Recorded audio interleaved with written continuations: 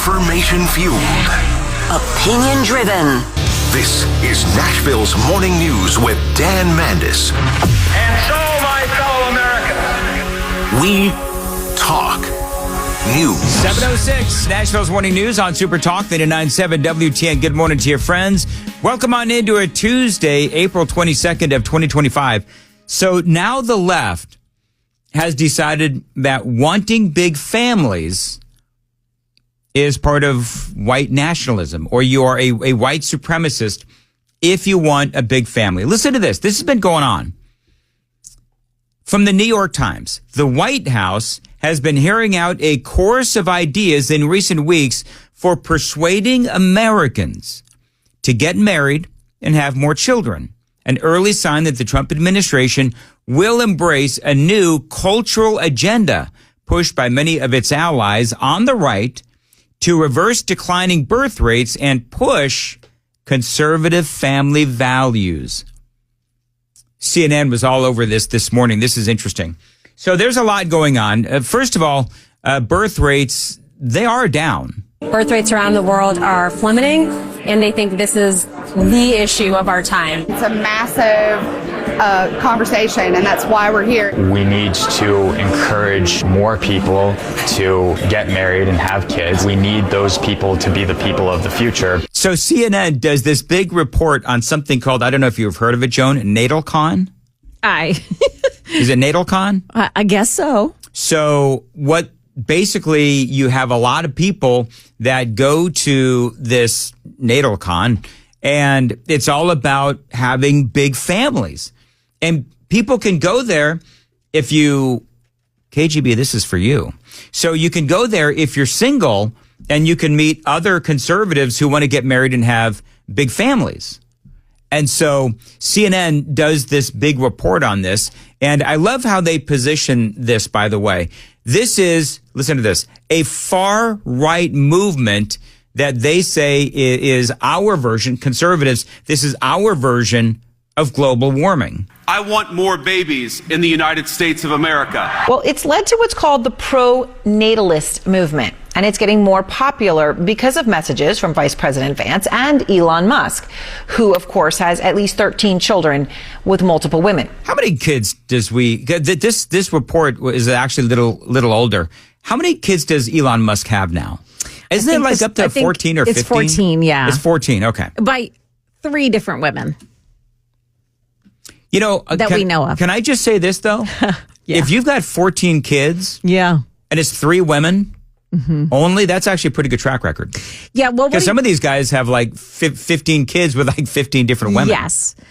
His purpose, I mean, Elon Musk's stated purpose is, and he even tweeted about it this morning, is, hey, listen, the world's going to end if we don't start producing kids. So he's just inseminates whomever will accept him and accept his terms, because it's not a marriage, but he has terms for them to comply to. Well, the child support alone must be incredible. Has got to be incredible. Yeah. And I'm pretty certain. Okay, now here's an uncomfortable question. Do they use artificial insemination, or do they do it the natural way? That's probably part of the terms. I'm sure it is. But usually there's some attraction to the person, so I think it's probably the au naturel. The women sliding into his direct messages. Excuse me? Sliding into his direct, slide into the DMs. That's what they say. That's what the young people say. Is that what they say? KGB, back me up. Sliding into the DMs. That's a thing. Yes. Thank you. It makes me uncomfortable too, and I'm almost the same age. Just hearing you say it makes it weird. I don't know why. So you got J.D. Vance, Elon Musk, and others who have been talking about this movement for a long time, basically saying that we don't have enough babies. Now, a lot of folks in this movement, they will talk about the fall of the Roman Empire, where they had a lower birth rate and declining population, among other things, and that is why the Roman Empire fell, they will say. And so now you've got, some will tell you the same dynamic here, where our birth rate is actually cratering. What we've seen is pronatalism and demographic collapse have become the global warming of the right. Some of the first people who really recognize the scale of the problem are major players in the White House right now, like J.D. Vance and Elon Musk. The birth rate is very low in almost every country. And something, unless that changes, civilization will disappear. Elon Musk's fixation with population collapse has pushed pronatalism into the spotlight. So now the White House, according to the New York Times and others, is about to do something about it through policy. This is in the news today from the New York Times. One proposal shared with aides would reserve 30% of scholarships for the Fulbright program, the prestigious government-backed international fellowship for applicants who are married or have children. Another would give a $5,000 cash baby bonus to every American mother after delivery. Now, I'm just going to say, what could go wrong with that? Every American mother after delivery would get $5,000 in cash. So how many stupid women are going to go out there and get knocked up so that they can get $5,000? I mean, you know that's going to happen, right? Because there's women that will get knocked up just so that they can get more benefits. You know that that's true. What if they add married? You must be married before getting the $5,000. Like there should be a father. A father should be involved. The father should be involved. Yeah. I'd be much more amenable to it. A third calls on the government to fund, but you know what? That would be rife with corruption because people would lie. People would get married just for the $5,000 because you know that's going to happen. But anyway, another.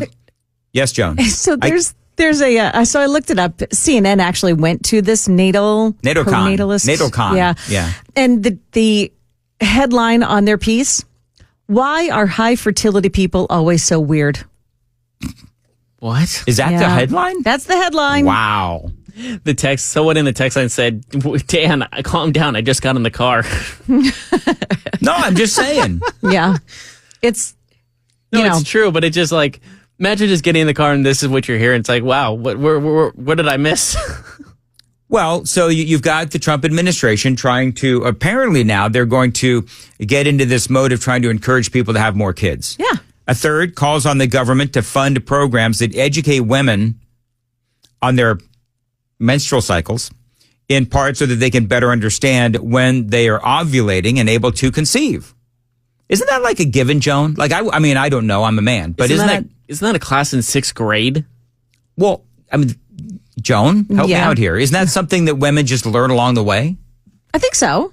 Like ovulating and all that stuff? Yeah. Menstrual cycles? Yeah. I remember taking like a life class in 6th grade. You have to sign off for it, obviously, because it was California. But we learn about like all this stuff in 6th grade. Yeah, 5th, 6th that's grade. when like puberty starts for a lot of people. But isn't it more like parents should have discussions with their kids about this? I mean, yeah, absolutely, True. Joan. Yeah. And that's part of my notes in here. Parents need to be teaching their kids about this. Absolutely. Policy experts and advocates, this is again from the New York Times, policy advocates and experts are boosting the birth rate.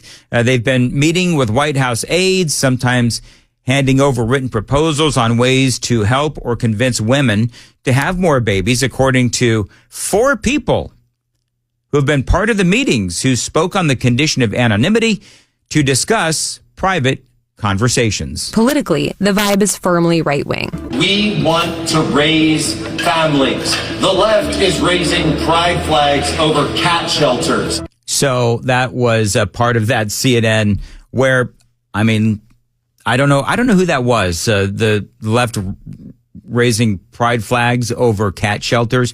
It sounded like J.D. Vance, but I don't know if it is. But anyway, why aren't liberals on the same page as Republicans when it comes to having more and advocating for more kids? It's actually really interesting because a liberal has called out fellow liberals for their position on this. And I've got that coming up on Super Talk 99.7 WTN. It is 7:15. Time to check the roads on WTN. As far as your weather for today, a high of 79 and cloudy, 58 now at Super Talk 99.7 WTN. So you just heard, and we're talking about how this is somehow considered right wing. But okay, let's go with that. I saw this post about a piece written by a woman named Liz Brunig in The Atlantic, of all places. You know, The Atlantic is very liberal on why liberals don't like to talk about having kids and advocating that we try to, of course, bring up our birth rate here in America. Here's what she writes, because I do find this interesting. Liberals are reluctant to wade into these matters. They say that talking about families may imply a critique of other people's choices.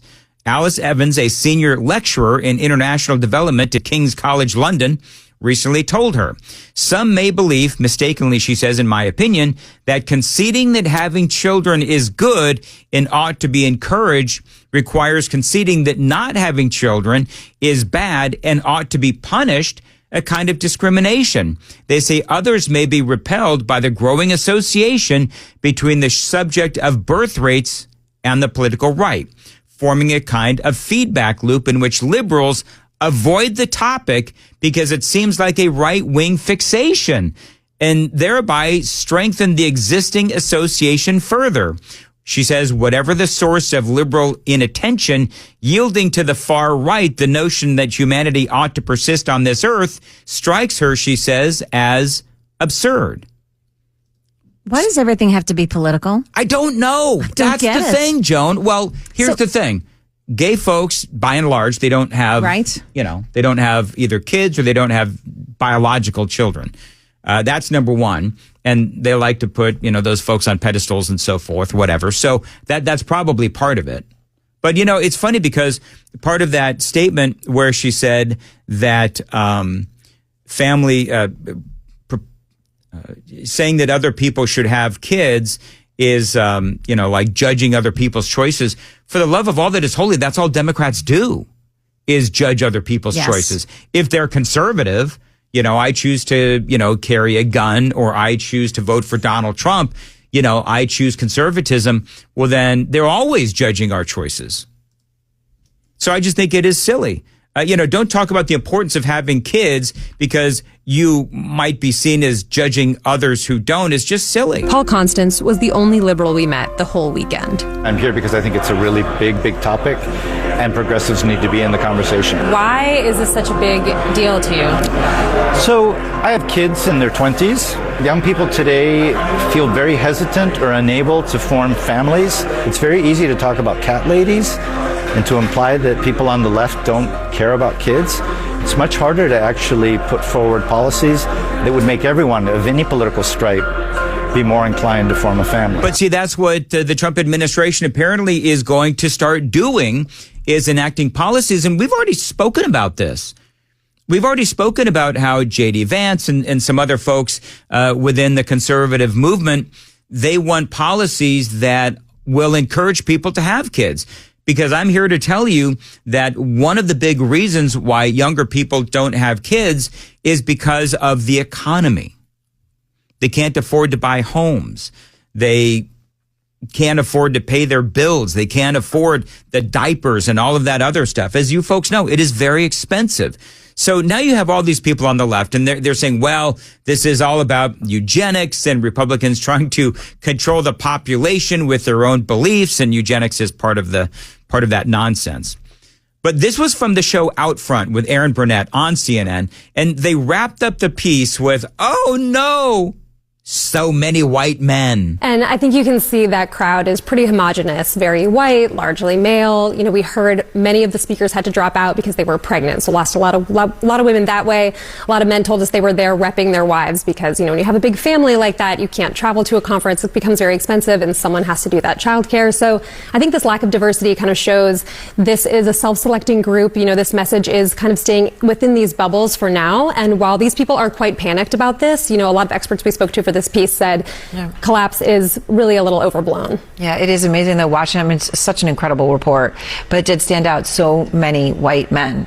That's who was represented there. Oh, the horror. So what's the reason why people are not having kids these days?